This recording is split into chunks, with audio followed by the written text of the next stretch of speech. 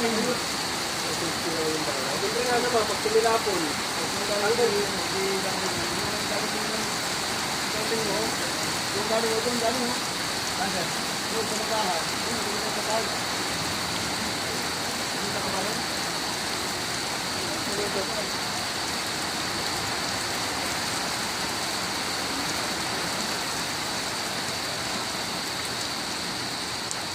Ay, na daw. Oh, sama.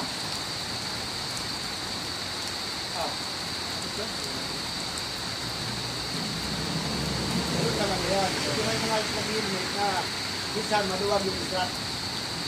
Tapos ngayon, pag nabunggo, naunang tatalapon yung helmet kasi maluwag. Dapat ang israt masigil dito para hindi siya nagalaw.